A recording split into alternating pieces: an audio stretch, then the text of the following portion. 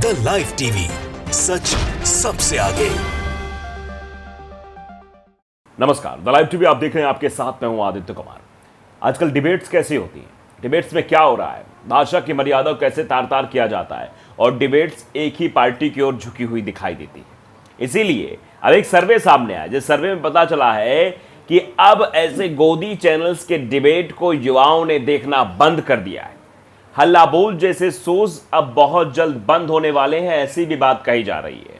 मतलब अब जो रिपोर्ट है वो दिखा रही है कि 26 करोड़ से ज्यादा युवाओं ने ऐसी नफरती डिबेट को देखना बंद कर दिया है जिस डिबेट में भाषा की मर्यादा का ख्याल नहीं रखा जाता, जो डिबेट सिर्फ एक पार्टी के झुकाव के लिए की जाती है। एक ट्वीट सोशल मीडिया पर इस वक्त वायरल हो रहा है।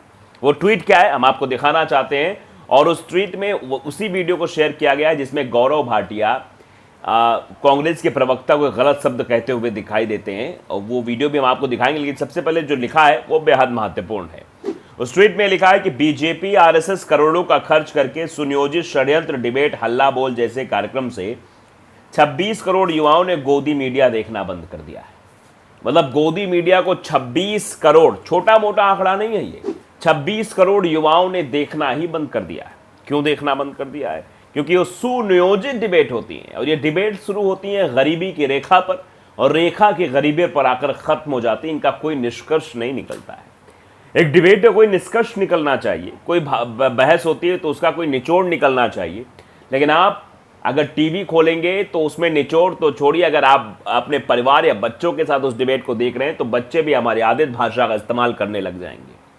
यानी आजकल की डिबेट परिवार के संग देखने लायक भी नहीं है। जिस तरीके के शब्दों का इस्तेमाल किया जाता है, एक तरीका जो इस्तेमाल किया जा रहा है वो हम आपको दिखा भी देते। देखिए जरा, ये वही वीडियो अनिल पटेल ने ट्वीट किया है, जो जिस वीडियो में गौरव भाटिया किस तरीके की बातें कर रहे हैं, जरा सुन लीजिए। देखिए, देश से माफी मांगिए, ठीक है? बदतमीज तो देख लिया।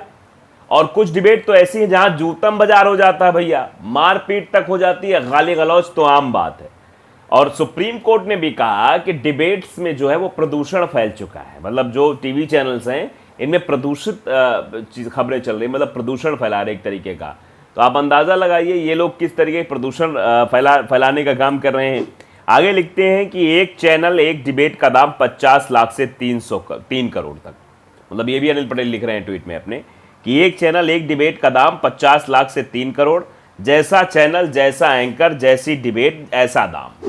मतलब जिस हिसाब से एंकर होगा, जिस हिसाब से डिबेट प्रोग्राम होगा, जिस हिसाब से इसकी स्पॉन्सरशिप होगी, व्यूवरशिप होगी, उसी हिसाब से उसका रेट तय किया जाएगा। ऐसा अनिल पटेल कह रहे हैं, हम करते ही नहीं कह रहे।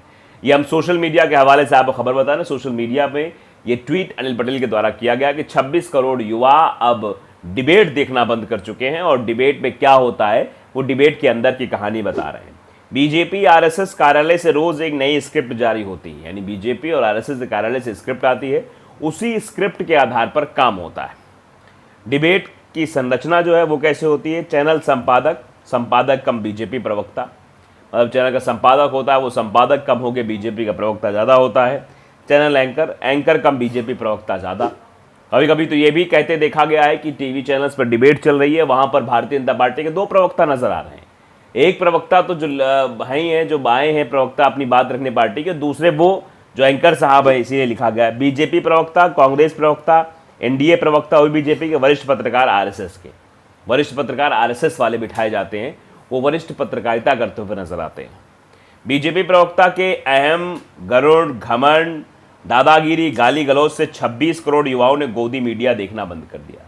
तो जिस तरीके से मतलब खबरें प्रसारित की जा रही, जैसे अब डिबेट थी, उनके अहंकार, घमंड, गुरूर, दादागिरी, गाली गलौज, इस वजह से 26 करोड़ युवाओं ने ये देखना ही बंद कर दिया टीवी चैनल्स। डिबेट का प्रकार क्या होता है ये भी जरा समझ लीजिए। भी बाकायदा अनिल पटेल ने लिखा है, हिंदू मुस्लिम, यानी जितनी भी डिबेट होगी, राहुल गांधी ने भी कहा था कि चैनल्स में सिर्फ और सिर्फ हिंदू मुसलमान की बातें हो रही है, ऐसा हो गया, फलाना हो गया। मतलब देश को बांटने का काम किया जा रहा है। धर्म और समुदाय के आधार पर देश में एक नैरेटिव सेट करने की कोशिश की जा रही है कि हिंदू मुसलमान से नफरत करे, मुसलमान हिंदू से नफरत करे। इस तरीके खबरें चलाकर एक दूसरे के प्रति नफरत फैलाने का काम जो है मीडिया में किया जा रहा है। यही होता है डिबेट का प्रकार। हिंदू मुस्लिम होता है, मुस्लिम्स को बैठा लिया जाएगा, मुस्लिम धर्मगुरु बिठाया जाएगा, और वो भी मुस्लिम धर्मगुरु ऐसे जो अपशब्दों का इस्तेमाल करते हैं। हिंदू धर्मगुरु बिठाया जाएगा, वो भी अपशब्दों का इस्तेमाल करने वाले हैं। ऐसे लोगों को बिठाया जाता है टीवी चैनल्स पर लाकर, जिससे मसाला टीआरपी क्रिएट हो सके। और मकसद कोई नहीं है कि उस पर बहस करके एक निष्कर्ष निकाला जाए, जिस निष्कर्ष पर जनता आगे बढ़े, जो देख रही है उसी निष्कर्ष पर आगे काम हो। लेकिन नहीं, यहाँ पर तो एक मोर बड़ी की तोर बड़ी की उसमें शुरू होती है डिबेट, और डिबेट अंततः कहाँ तक जाती है आप बखूबी देख रहे हैं। आगे होता है नैरेटिव परसेप्शन सेट करना, मतलब एक नैरेटिव सेट कर देना, किसी के खिलाफ एक तरफ से हो जाना और किसी के पक्ष में एक तरफ से हो जाना, मतलब एक नैरेटिव सेट कर देना कि नहीं बस हमको तो अब इसी से सवाल करना है, इन्हीं को कटघरे में खड़ा करना है, इनको तो कुछ भी नहीं करना है, इनको तो छूना तक नहीं, इनके बारे में जय जयकार करनी है, जो बात ये ना बोल पाए, प्रवक्ता ना बोल पाए, वो हम आगे बोल देंगे। मतलब डिबेट का एक नैरेटिव पहले ही सेट हो जाता है। जिस तरीके से वो पीछे पहले प्लेट आती है, आपने देखा होगा बम्पर प्लेट पहले आती है, प्लेट्स बनती हैं, ग्राफिक्स प्लेट्स रहती हैं, उस प्लेट्स में नैरेटिव पहले ही सेट हो जाता है।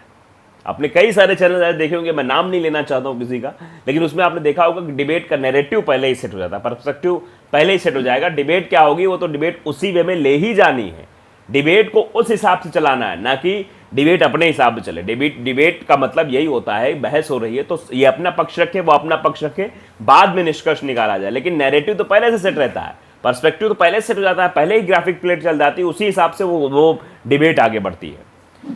मोदी वाह वाह, ये भी आगे लिखा है कि मोदी वाह वाह, मतलब मोदी जी की वाह वाह खूब होती है कि मोदी जी ने ऐसा कर दिया।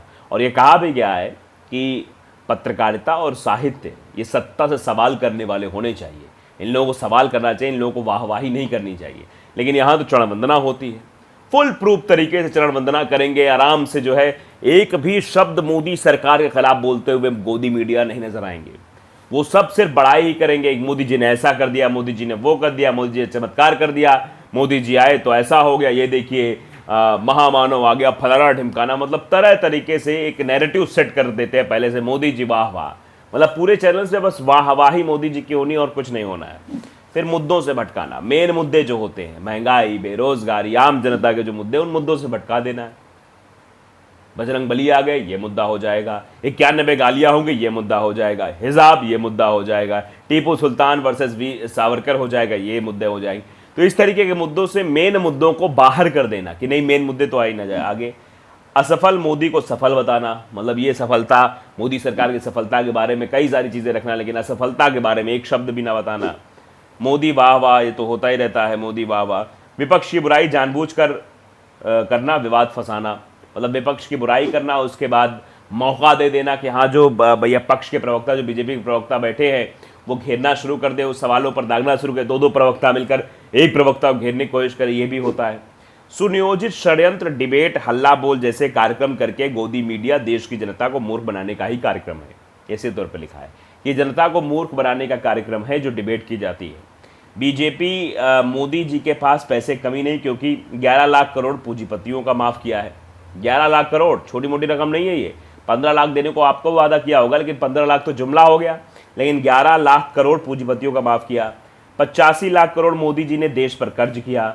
100 दिन में 31,000 के काला धन जनहित में आने के बदले बीजेपी के फंड में चले गए। ये सब चीज़ें हैं। और उन्होंने मतलब सुप्रिया श्रीनेत का एक वीडियो भी मतलब साझा किया, जो सुप्रिया श्रीनेत डाला था, जिसमें सुधांशु त्रिवेदी जी बड़ी बड़ी बातें करें। तो उसमें सुप्रिया श्रीनेत ट्वीट है, क्या ट्वीट है वो भी देख लीजिए आप। कि भाजपा के सांसद सुधांशु त्रिवेदी ने 1947 में मिली हमारी आज़ादी को नगण्य कहते हुए महात्मा गांधी के राष्ट्रपिता की उपाधि पर भी सवाल उठाया। गोडसे ने गांधी का शरीर छलनी किया था और उसके ये वंशज आज भी क्षण क्षण गांधी को मार रहे हैं। कितने भी नफरत कर ले, वैधता तो गांधी के आगे ही सिर झुकाकर मिलती। विदेश जाकर नतमस्तक गांधी के सामने ही होना पड़ता है। ये है गांधी के सत्य की ताकत। दुख होता है ऐसे लोग संविधान की शपथ लेकर सांसद बने हुए हैं।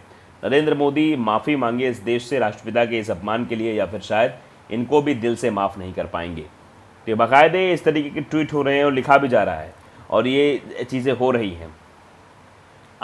एमी पटेल लिखते हैं कि भाजपा नेताओं के अमर्यादित शब्दों, आचरण और बयानबाजीदार टिप्पणी पर कब 1-2 घंटों की प्राइम टाइम डिबेट करते हैं। भाजपा दफ्तर की स्क्रिप्ट पढ़ना छोड़े, मीडिया निष्पक्षता से अपना काम करे।